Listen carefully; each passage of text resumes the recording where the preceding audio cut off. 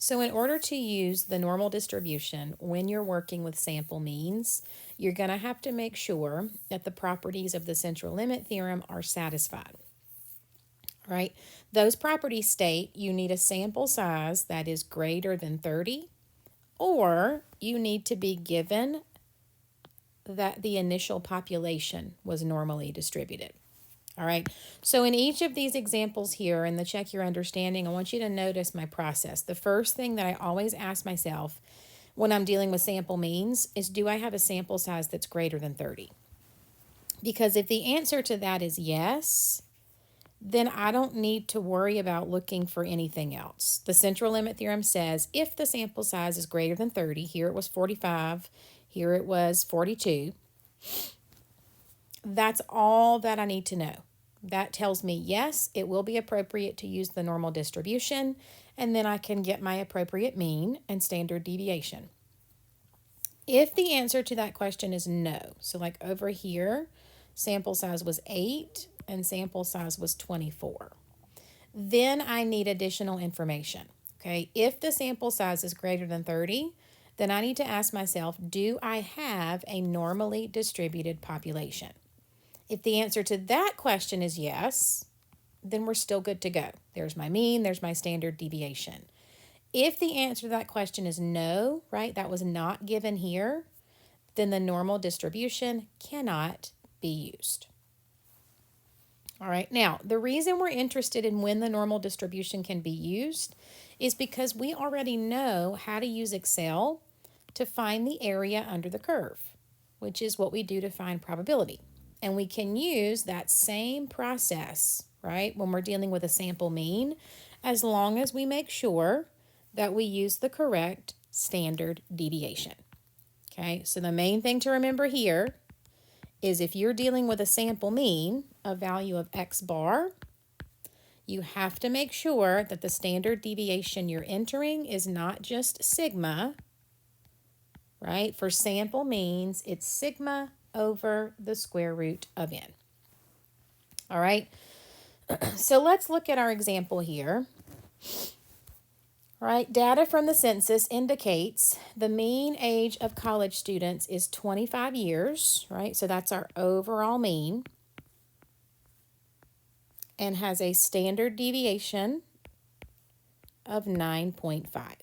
All right, that's our overall mean and standard deviation, right? Then what you want to notice is you're taking a sample.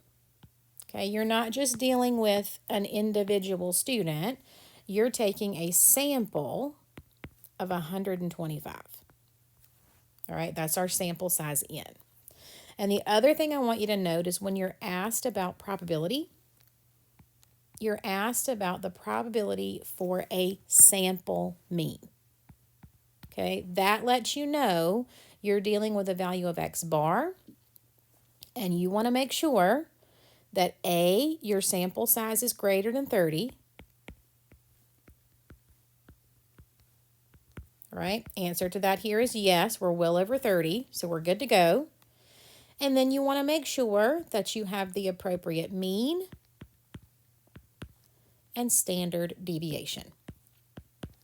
Right, there'll be no change with the mean, right? So the mean here will stay at 25, but the standard deviation will take sigma 9.5 and we'll divide it by the square root of 125. All right, now because I'm going to be plugging stuff into Excel here in just a minute, I'm going to go ahead and evaluate that. I'm going to go to my calculator, 9.5 divided by the square root of 125. And when I approximate this standard deviation, I usually keep it out to at least 4 decimal places before I round. So here, if I keep this out to at least 4 decimal places, right, round it to 4 places, my standard deviation becomes 0.8497. All right, so then I can say, okay, in order to find probability, I'm going to need to find the area under the curve. And the area that I want to look at here is going to be greater than to the right of 26. So I'm going to go right back to the Excel function that we've been using, right? We know to find area under the curve using Excel, all right, we're just going to use our normal distribution.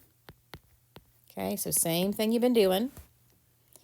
We'll put in the value that we want to look at, 26. We'll put in our mean at 25. We'll put in our standard deviation. Here's the change. Because we're dealing with a sample mean, right, that standard deviation is not 9.5 anymore. It's 0.8497. And then we'll finish with true. All right, so let me go ahead and do that here. All right, let me open up Excel.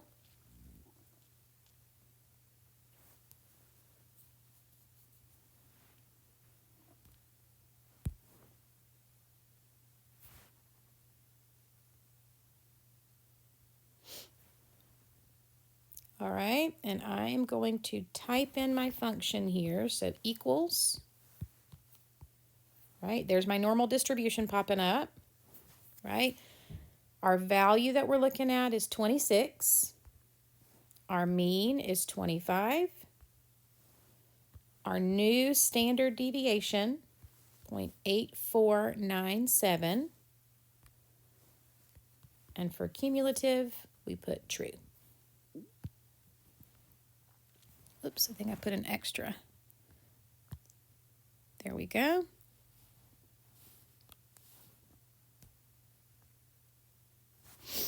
Now, what this is calculating, remember this from what we did in the previous section, right? What this is calculating is the area, but it's the area to the left of that value. All right, so when we need the area to the right, we're going to need to take 1 minus that area. So to 4 decimal places, 0.8804.